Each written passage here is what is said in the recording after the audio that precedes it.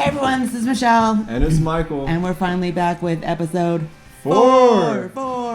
As in it took us forever to get this done. But we have actually been out lately creating more content, so stick with us and hopefully we're going to get better with that. We also have a couple new people who are helping us. So we've got Kate McCoy, who is doing some interviews with us, and then Alex from Sasha and the Valentines and Spirit Ghost is doing some video for us. So look forward to sharing all of this new stuff with you. But we're going to take you back right now to when we very first started trying to film these live sets at the Far Out Lounge.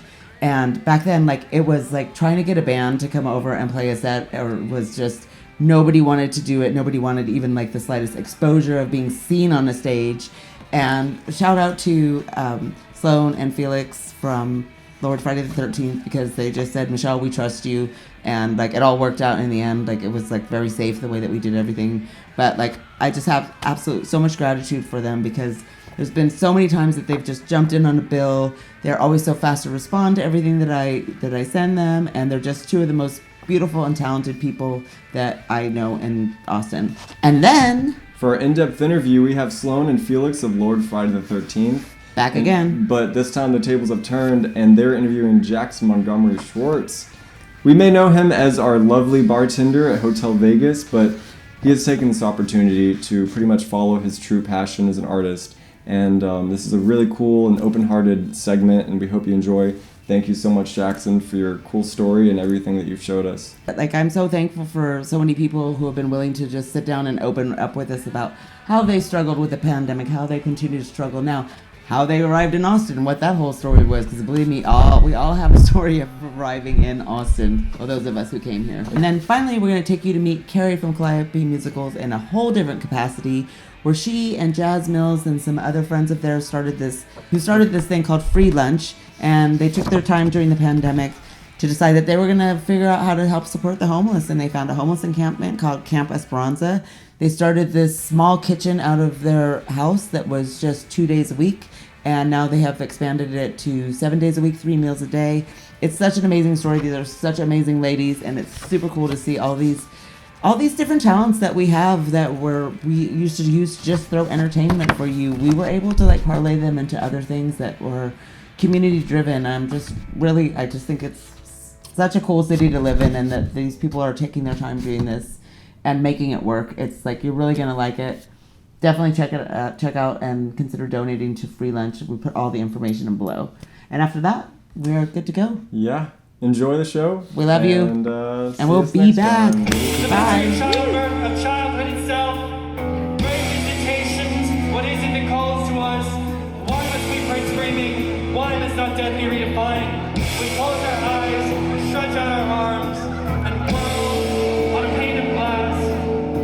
In asphyxiation, a fix on anything, the line of life, the limb of a tree, the hands of the knee, and the nose of the sheep.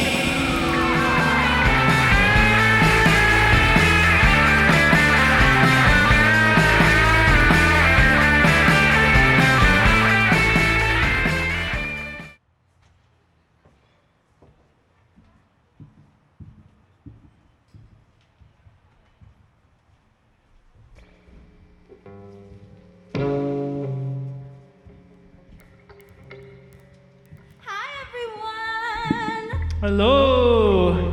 I'm Carrie Fussell of Calliope Musicals, here with Moss Music TV, and it is my absolute and utter pleasure to announce that Lord Friday the 13th is about to begin their show.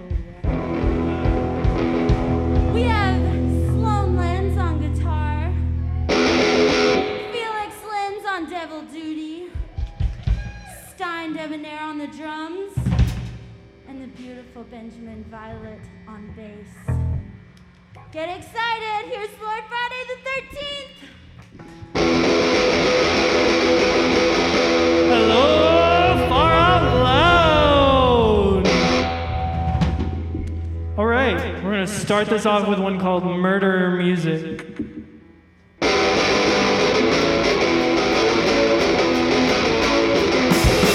Lord Power! Power! Lord Power!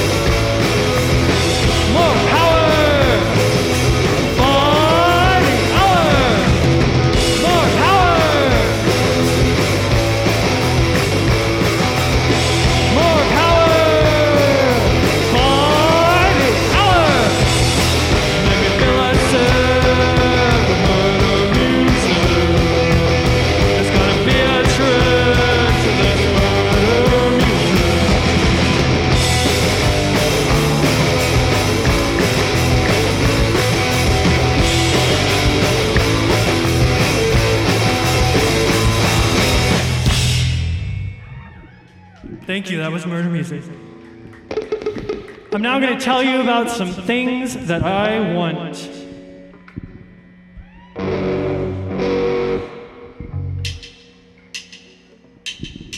I want a Big Mac and a side of McFries. I want a Coca-Cola and a McToy inside. I want a McRib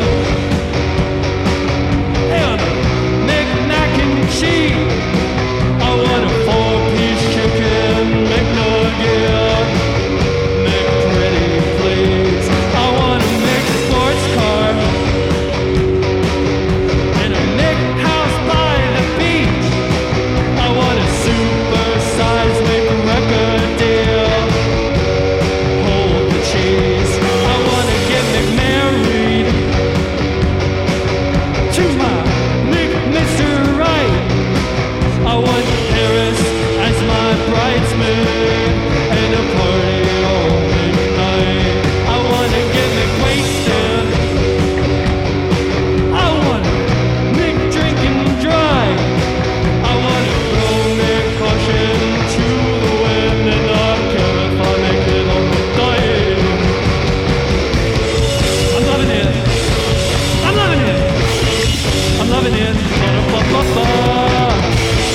I'm loving it. I'm loving it. I'm loving it.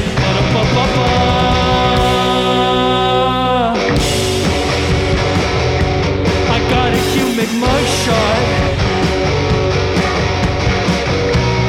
Hold the cheese. I got to sleep in my own mixer until I stole the keys. I got a free ride on a Mick train passing by. I took it all the way to Mexico. I didn't even have to try. I got a new life here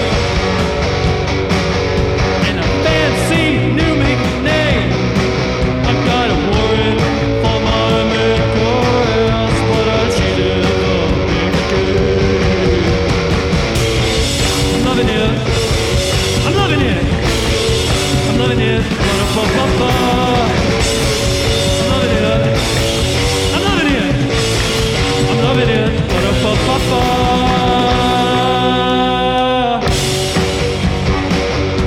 I still want a Big Mac.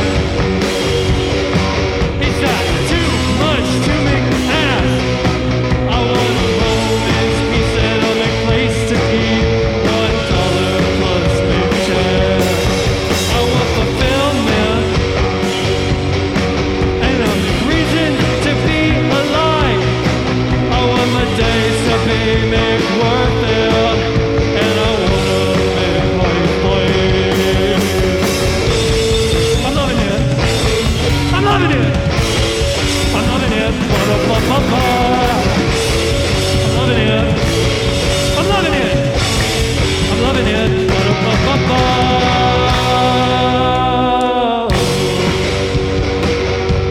That's Big Mac. All right. I'm dying, so I'm going to take this first thing off because I'm already so sweaty. That's much better. I know that there's a lot of cuties here in our invisible astral projection audience tonight, and I just want you to know that I see you, and you're cute, and you're probably kind of asleep if you're astral projecting right now. So you're a sleeping cutie. This one goes out to the sleeping cuties.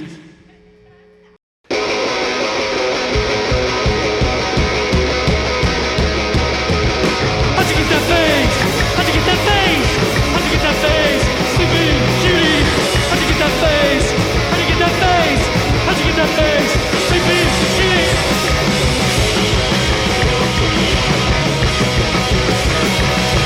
Your eyes, your nose, your mouth, your clothes, your hair, your clothes, your jaw. Your eyes,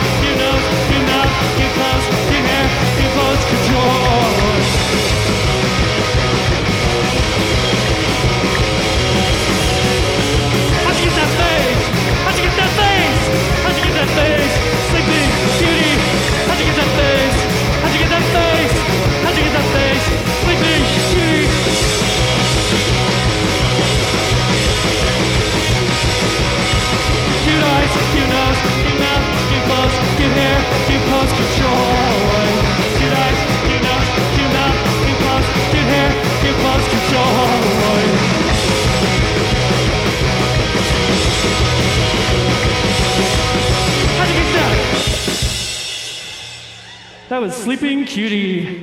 We're gonna slow it down a little bit. And I need some more water first.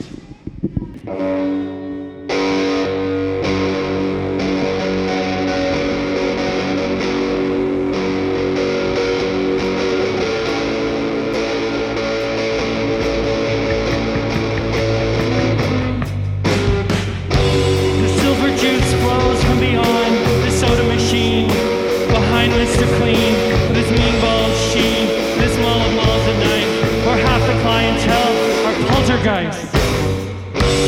Go for a walk, and you'll find that nothing's left behind, except your mind, and maybe a paperclip to a flip over the fountain, while climbing up the mountain, up Deals on Wheels and finery. A growing adult empire is flowing with the vampires, the vampire's tires. I don't know where to look, except into a book filled with words and lies about the times I didn't see. Come away with me up the escalators of shame, where we can exclaim our claim to own it. This mall is a place that we call home, and you're never there alone with a clientele of poltergeists.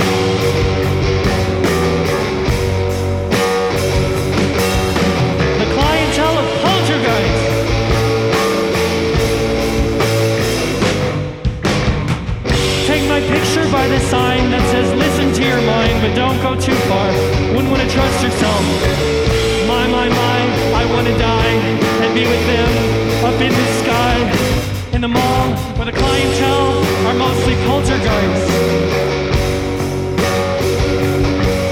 where the silver juice flows from the mountains through your toes. Nobody really knows, and I don't want to.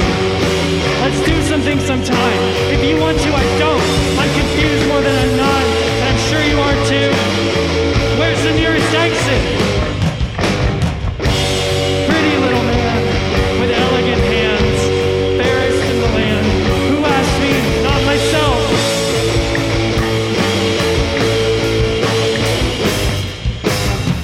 I'm on a road trip, you know. The kind where everything just goes the way it goes, emotionally incompetent.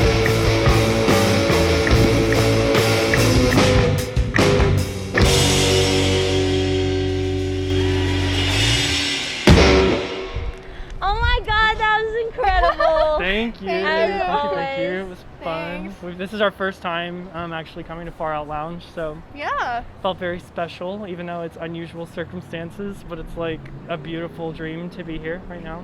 I will say that, like, I always love seeing y'all, but seeing you after how long? Like 6 months of 6 not months. seeing any shows at all, and not seeing my friends, getting to see my friends that I love and see them play an amazing show is just like an utter dream come true. Thank right you. now. No, I'm like constantly on the verge of tears all the time now. constant state of tears. It's the way of life. Yeah, but I think that's good. I needed to get there. There were too many distractions before. Well, so for everyone watching, go ahead and introduce yourself. Okay, so hi, I'm Felix Hi, Lins. I'm We Sloan. are Lord Friday the 13th. We have been a band for like a year now, which is exciting. We played our first show at Cheer Ups like in August. in of August. last year, yeah. So this is kind of our anniversary. It is a little bit of a quarantine anniversary. Happy anniversary. These are some of the most prolific, amazing creators that I know, I have to say. They're musicians, they are visual artists, they're models, they're fashion designers. Tell everyone how you've been staying busy this quarantine. Well, I feel like for the first 2 months, I was just trying to fill. I was like, okay, if I'm constantly working on things, then it won't set in what's really happening. So I was just like, okay, what all can I do? What all projects can I work on? Just kind of working myself to the bone. And then you were kind I of was the opposite. shut down. Yeah, I was not seeing people. I knew people were important to me, but I did not know how important human connection was for me. So the first month and a half to 2 months, I was just totally unmotivated, pretty much just played Animal Crossing like the whole time. Now, I Yes. don't want to discount the work that you have done in your campsite. Well, yeah, my campsite Countless hours. the Animal Crossing campsite is out of control in the best way. But then I feel like we switched, and then you were like, you had a ton of projects you were working on, and I was kind of like, what's happening? I can't handle this. And then now I feel like we've Leveled out. Leveled out. Where I'm working on a new collection, like clothing stuff right now. Yes. Sloan made the lovely dress that I'm wearing, Well, yeah, and and my mask. You kind of thought you might have to stop with clothes for a while. Yeah, I was totally burnt out, and then just having so much time at home, I was like, okay, I need something to like put my hands into. So I've been working on that, making masks. This was something good to like practice for. We had a practice for Yes. that. Fun. Yeah. So. I would love to be a fly on the wall at y'all's practices. It looks pretty fun. Thank you. They're interesting. They're always extremely fast, which is nice. It's just like, Like okay. 20 minutes in And then we're like, and that was the whole set, and we do the other song twice, so like don't even worry about running it again. And thankfully we have amazing people that can Yeah. always scrape together amazing sets Yes. for us. Oh and my we gosh. we give them so little to work with. So little. Like we texted Stein this morning and Oh was my like, we God. need a drummer for tonight. He saved the And day. then- yeah, and Benjamin always saving the day constantly. So I want to know, pressing questions. Why do you choose 4? Basically, we didn't have a long enough set initially. And we got asked to play a show. We got asked and to play a like, show. How do we fill time? And we were like, there's this conceptual EP that we're going to make called McDonald's for Lent. Because we had a childhood friend who gave up McDonald's for Lent. And something about that profoundly affected me. Yeah, that McDonald's was so important to her that she gave it up for Lent. And so we were like, wow. So we were like, we need to honor that in some way. Yeah. So we needed a song called 4, and I wanted it to be the number 4 instead of the word 4 for whatever reason. Yeah. And Sloan played something on the guitar and was like, we need some words for that. And I was like, how about 4? I choose 4. But then actually 422 is like my secret number. Like whenever I see that, it's Not always so secret anymore. well, yeah, not so secret. 422. But I like if ever I see that, I'm always like, okay, like I can keep going. Kind of like and, you're on the right path. Yeah. It's like, oh, 422. So okay. 4 is 4 obviously, and then 22 equals 4 as well. And Yeah. there's Little also breadcrumbs. the whole thing of 4 being sort of the Eastern equivalent of 13. Like in China, they don't have 4th floors on a lot, or they don't like mark They them don't as count 4. it. Oh, wow. Yeah. It's like they go straight from 3 to 5 because it's like so unlucky. And because unluckiness and 13 and superstition are all kind of motifs for us, I feel like 4 fits in. It's perfect. Yeah. Yeah. So I'm also curious, like, how much it costs for you to regrow your teeth so quickly. Every time I shave them down. After, like, because I imagine, Yeah. like, the pain and, like, dedication it takes to file them down. Reconstructive dentistry is not cheap at all. So it's Yeah. not a sell, like, your soul with the devil scenario? I wish it was. We're not there Okay. yet, but we're not there in our relationship yet. But The devil? but basically, yeah, you file it down every time, which is like a basic nail file, and then we have a really good dentist where we grew up that we still go to. He's a children's dentist, and he Yes. sculpts them back every time. Yeah. Shout Yeah. out. I'm sure the link will be below Yeah. for you to make your appointment. Like and subscribe. Yeah. Yeah. Any plans to return to your hometown of Athens, Texas for Well. Possibly. Well, Yeah, I'm a little afraid we might be run out of town, just based on the vibe of our town and this new Trump world that we live in. Yeah. But We would love to. I would say at probably some point. post-pandemic we'll do a show in Athens because Yeah. they're still on the no mask coronavirus doesn't exist Well, at train. least the all of them might come out to your show to prove. That's true. That is a good thought. Oh, yeah. Get the no mask crowd. But yeah, that would be very surreal to see like all the old people like that were a part of my life growing up just like see our full experience. The world needs as much Lord Friday the 13th as she can get. Thank you, Moss Music TV. This was so much fun. Catch Lord Friday. our new single Patent Leather, which was released on what day? Possibly the 16th. October 16th. And yeah, we're Lord Friday the 13th. If it breaks, clean it off.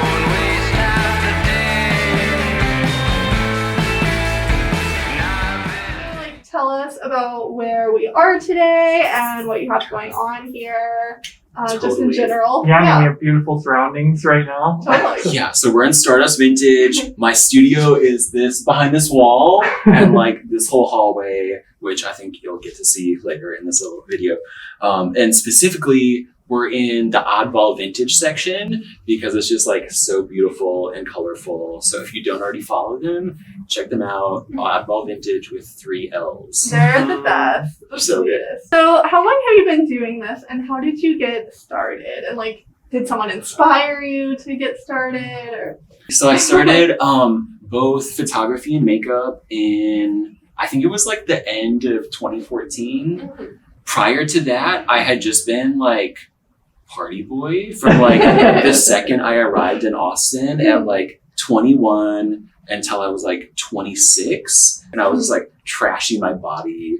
It just started getting to me. I realized one day like, dude, you haven't created anything in like years. And I've always been a creative person. So I just felt very wrong. Yeah. So then I just started making art and I don't even know how I got into makeup specifically. I think I just realized one day, like, I want to like paint on people's faces. Like that just sounds fun. But I didn't have like friends really that were into it or like, I just didn't know how to approach it. So I like went to MAC Cosmetics. They offer like classes there. Yeah, I took a class and like met some of the people and then kind of built a little relationship and they were like, do you want to work here like as a just like counter boy, like bringing people up for makeup? And it's like, yeah, sure, why not? Simultaneously, the year that I was like quitting partying and starting art, my brother had passed away that year. He was like a hobbyist photographer. And so I inherited his camera and it was like a DSLR and I had no idea how to work that. So I was like, I gotta figure that out. So I took a little like continuing education class at UT. Like a month long and they just teach you the basics. So I got started with photos and makeup and just kept on developing them. So like prior to the pandemic, you're working at Hotel Vegas, like gearing up for South by, and then like what happened next? Like what was that like? It was so wild. I've been bartending for like a decade, but I've been at Hotel Vegas for like 5 years, just preparing for South by. I had like all of my snacks, mentally prepared to like not really sleep for like 11 days. And just like stand in one spot for like 17 hours a day, just bartending and I was like zen and totally in it. And then I think we did like a half of the first day or something. And then we got the calls, like, South by's canceled, like, city is shutting it down, like, go home. Just, like, the weirdness of, like, not having anything to do, not having any obligations. Like, for me, that, at that point, and still, just so rare to, like, have time on my hands. Totally. I mean, probably for most people. Okay, so somewhere a few months into the pandemic, you made an Instagram announcement that you were leaving the service industry and going full-time with your art. What made you decide to like take that leap? I think I just knew that it was like a once in a lifetime opportunity. Yeah. It was just like the universe kind of just like shooing me out and being like, now's your chance. Yeah, like the June when I was starting to think about like reopening, I launched a new like headshot service. I think that was about the time too when everyone was just kind of like really sick of being quarantined and like wearing yoga shorts all day, every day. This is safe, as safe as we can possibly be, while still, you know, like being together. People were just really supportive, and so they wanted to come out and they wanted to spend money and feel cute and have fun.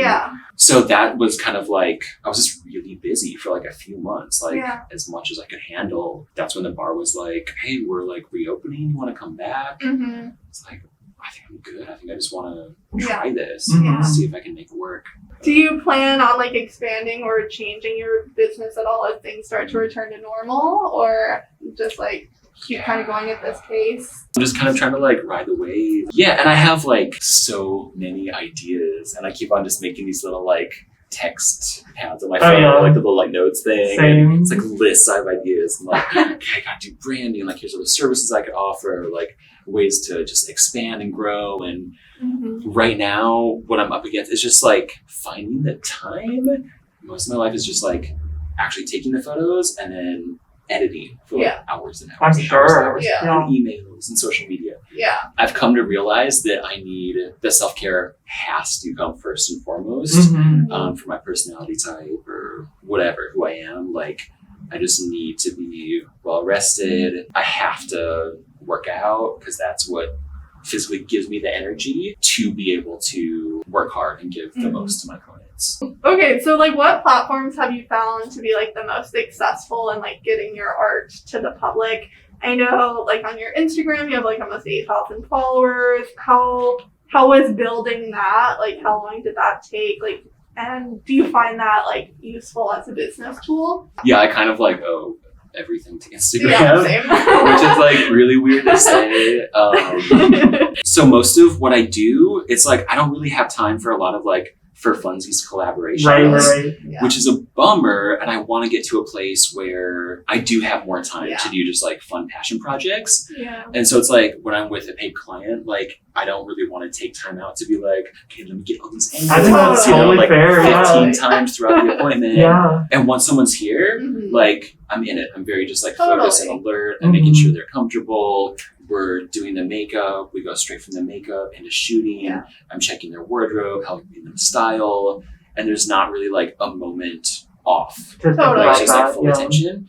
Yeah, that's something that I'm kind of like figuring out. And it's like, okay, like do I get an intern or an assistant? You're already like doing the makeup and the photography and like wardrobe, and then to also be like, oh, now I'm also like content creating on top of that, and Yeah. I need to think about like Because getting every stage. whether and, like, people think of that as like a position or job, like it is. It is. It's a Your full-time gig, video having to do editing. stuff like Yeah. that. Yeah. I'm going real hard on audiobooks. Oh, nice. Oh, yeah. Not music, but yeah, but music too. Yeah. So like rap and classical are like my two A great like, combo, top yeah. favorites that Yeah. I kind of like vacillate back and forth from. Mhm. I love those. So Jackson, you are originally from Austin. Tell us about where you grew up and like what brought you to Austin. Like, were you like able to express who you were freely at home, or did you hear about Austin? Yeah, growing up, not able to express myself. Very like conservative, Christian, small town, Midwestern, homeschool, like Same. everything. yes. I love that we have that. So yeah, I think I knew on some level. I was like, okay, I'm queer, but I don't know, like I can't do this here. Like I can't be me here. Yeah. So I think I knew that I had to like get away from my family somehow.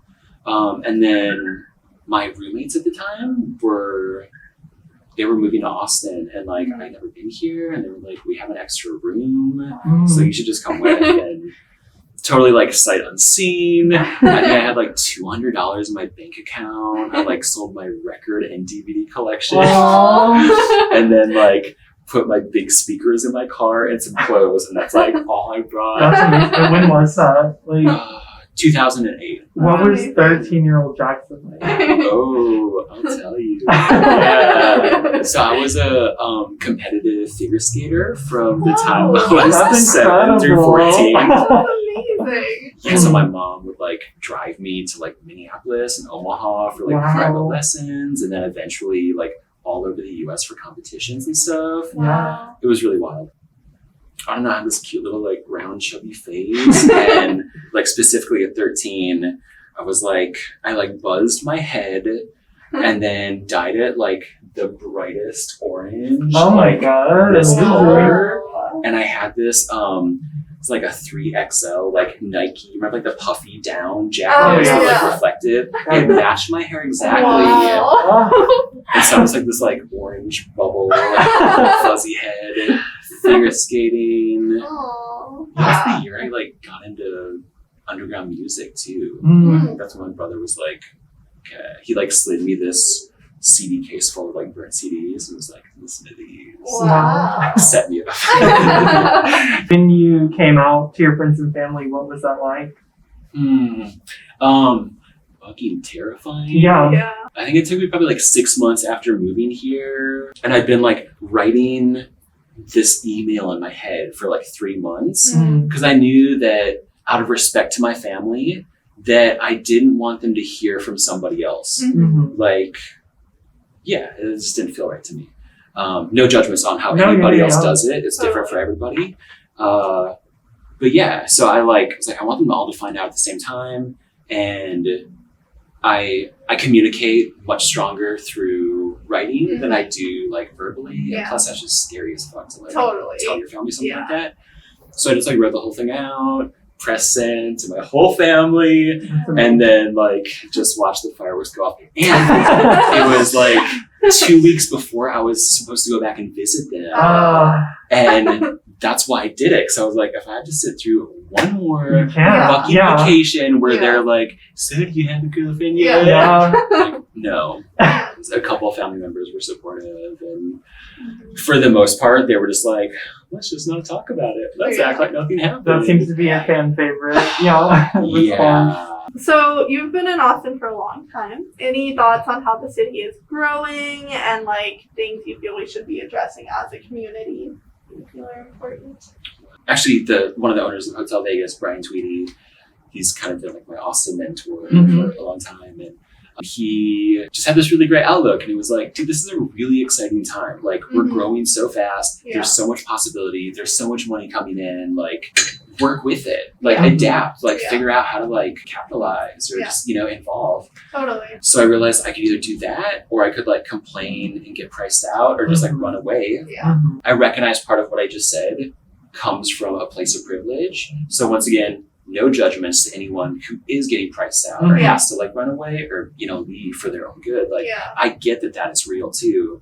And honestly, I'm kind of doing my best just to like make it all happen too. Like, stuff is expensive. Yeah, it's through the roof right now. But I think there is a lot of excitement and positivity that comes with this specific period in history in Austin. And personally, I'm here for it for right now. Yeah. It is interesting watching it transform like every day and like something right else. Before our eyes. Yeah. Like 7 cranes in the sky. What advice, if somebody was to want to do something similar to what you do, or really like any creative pursuit that's maybe not been something that they prioritized for a long time and they've been doing other things, like what advice would you give them to get started? Do it on your own timeline. I don't know about y'all as artists, but something that I still struggle with constantly is comparing myself to other artists. And we're in just, a really exciting time in Austin where like there are people that are like blowing up and making it and like being seen nationally. And it's really easy to be like, I've been doing this for so long, there's no chance. And just trying to stay away from that mindset and like just be grateful for where you are and recognize that your timeline is not the same as anyone else's. And so if you need to like pull back and have your own mini 3-month quarantine just to like get shit together or deal with mental stuff or relationships or whatever, like take care of your business. And when you are ready and able to, then invest time and work to move forward. What is the rest of 2021 looking like for you, and how can people spread the word and support you? I don't know. I'm just like doing my thing. It's like lots of shoots. I mean, I'm really, really grateful. I'm all booked up for this whole next month already. That's fantastic. Thank you. I have a friend who runs this really cool like queer plant store in Asheville, North Carolina. They're called Palm and Pine, Asheville. They're amazing. So I'm gonna go and do a little like pop up with them. I think in July. Oh, fun. And do like these cute plant portraits and hang out there. Just taking it all as it comes. Like whatever the universe is trying to throw at me, I'm just trying to like take it all in. Do my best, grow, just keep up. I think that's the way to do it right now. Definitely, it's the way to do it. Trying to like plan anything. It's funny trying to plan. Kind of a fool's errand. It's just for sure. I mean, things are going well. I think it's a very bright horizon for you. Thanks for believing in me. Of course. Oh, we love you so much. I love you all too. Thank you, everybody, for watching. This has been Jackson Sloan interviewing Jackson from Moss Music TV. This is Jackson Montgomery Shwartz from Moss Music TV. Like and subscribe.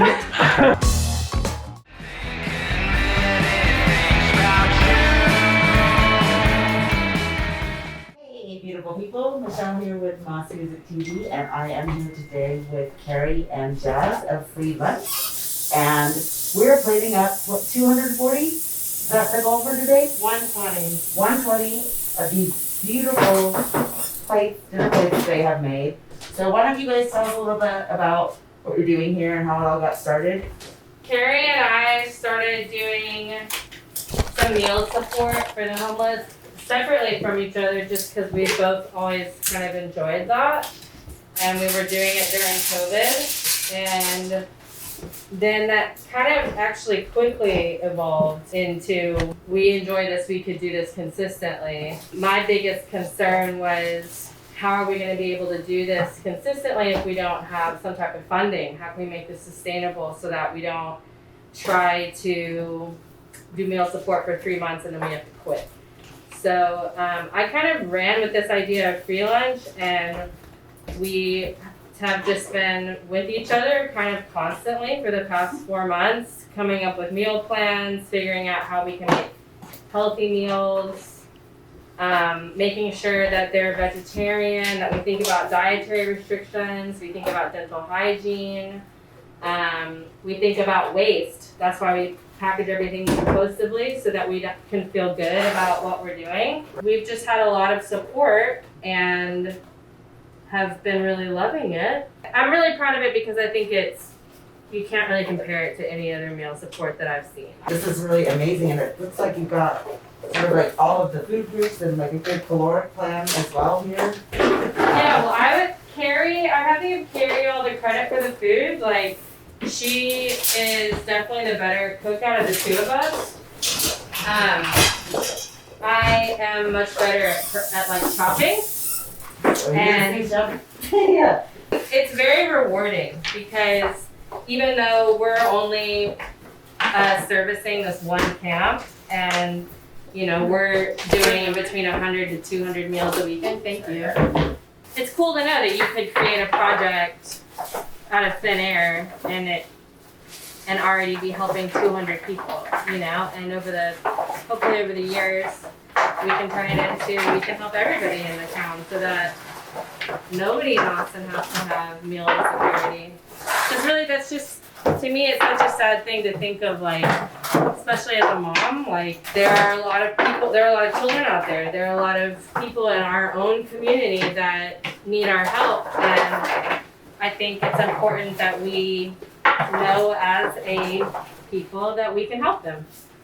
And that you can make a difference. We can make a difference. Right, yeah. So you had been doing some, like a little bit of interface with the homeless prior to this? Well, I had thrown some events and that benefited the homeless. I had thrown some parties where we made big bags for the homeless before. I have personally always done what I could to be involved with that community in some way. I think having just a surplus of time on my hands when COVID started made me realize I'm either gonna do something or I'm not. And this is a community that really matters to me, and I wanna see changes happen, and so it seems like a good opportunity. And Carrie and I she's one of my best friends, and she has that same type of sentiment towards this community, and so it was just lucky that we had each other. Yes, there certainly is a very big homeless community in Austin. It just doesn't seem like there's been a cohesive effort to really try to address the problem from more than a Band-Aid level. You guys are kind of showing that it can be done and how to do it. And now you've been doing this since for 4 months now? Yeah, since the end of May. What made you choose this particular encampment? Or you just had an experience with it already? Because I heard from a friend that this was a large group of people. A lot of camps, you might see a dozen people or maybe upwards of 20-something people. But this camp had, over 100 people at it. And from what I had heard or from what I had read, nobody was really taking care of them.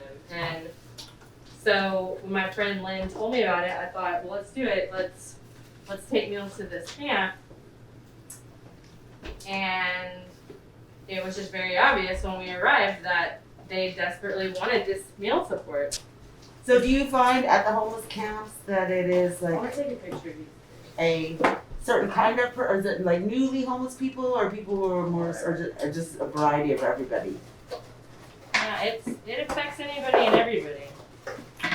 It knows no boundaries, There's people from all backgrounds. There are mothers. There are people with mental illness, people with drug addiction, people that really did just fall on hard times. I think something a lot of people don't understand about homelessness is like, a lot of them are homeless because there's no affordable housing for them. It's not because they're deadbeats that just do drugs under a bridge all day. A lot of them have belongings. They have a bank account. They have an ID. They have a job, even a bus pass. It's just they don't have affordable housing. Right. So now you have a special program that you're using to fund this amazing mission, which is your lunch monitor program. You want to tell us a little bit about that and how people can help? So being lunch monitor, I think it's especially neat because not only is your money going pretty much directly to the homeless community, but Jazz is also putting together this amazing zine for our friend Jade. And it's going to be filled with all kinds of art and information and gardening tips and all the vegetables and stuff that we're putting into the meals. And so it's going to kind of be what I think is like this cool melding of like jazz all around with like blending art and beautiful things that we love to make with like helping people. And that'll be kind of like a subscription that people can do? Yeah, so if you sign up to be a lunch monitor for $10, right? Then you get a subscription to the zine, and it'll come out 4 times a year with each season, and it will kind of detail like the growth that we're having in the garden that Jazz is putting together. And so your goal is then to produce some food for this from your own garden? I mean, I think, the goal is to be zero waste if possible. Right. You know, I'm kind of an idealist, and so I have a lot of goals that I don't know if we'll reach or not, but those are the goals we have. You know, and it'd be great to say, oh, one of the ways we were able to keep costs down is that we have an edible garden, and that also enabled us to offer someone a job, you know, because the money we save there, we can hire more help. And I mean, I think we have a long ways to go before we can even do 7 meals a week out at the camp we're working at now, but like, we're considering that like we've only been doing this for a few months, neither one of us are chefs, neither one of us are social workers, neither one of us have worked with the homeless before in any professional way. Right. You know, it's like, well, if we can do it, then you can do it. And because you guys are, what do you do in your, before you were doing this, you were both in bands in the scene, and you were doing event management, right? Yep. So you already had those skills that you could dovetail into what you're doing here. It's the hottest rice. I think my previous work experience really lends itself to this new job. I mean, I love what we're doing right now. I have no intentions of like doing this temporarily and then going back into event production.